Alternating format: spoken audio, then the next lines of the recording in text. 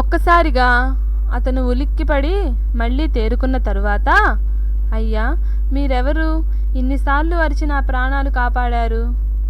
నేను నీ క్షేమం కోరే దేవదూతను. అయ్యా, మరి నా పెళ్లి సమయంలో మీరెందుకు నా పెళ్ళి ఆపలేదు? నేను అరిచాను నాయనా, డీజే సౌండ్స్ కొద్దిగా ఎక్కువ కావడం వల్ల నీకు వినిపించలేదు.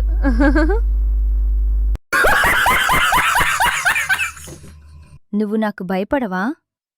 భార్య తల అడ్డంగా ఊపింది. ఒకటి గుర్తుపెట్టుకోవే, ఏ పెళ్ళామైతే భర్తకు భయపడుతుందో ఆ పెళ్ళాం స్వర్గానికి వెళ్తుంది అంటి. ఏ పెళ్ళామైతే మొగుడికి భయపడకుండా మొగుడిని కంట్రోల్లో పెట్టుకుంటుందో అది ఆల్రెడీ స్వర్గంలోనే ఉన్నట్టు. నువ్వంటే నాకేమైనా భయం అనుకున్నావా అని కోపంగా అన్నాడు సుబ్బారావు. అబద్ధాలు చెప్పకండి. మీరు నన్ను చూడ్డానికి 5గురితో వచ్చారు. తర్వాత తాంబూలానికి 50 మందితో వచ్చారు. పెళ్ళికి 200 మందితో వచ్చారు.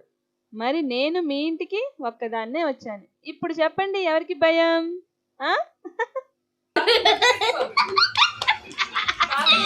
వీడియో నచ్చితే ఛానల్ సబ్స్క్రైబ్ చేసుకుని పక్కనే ఉన్న బెల్ ఐకాన్ ఆన్ చేసి పెట్టుకోండి.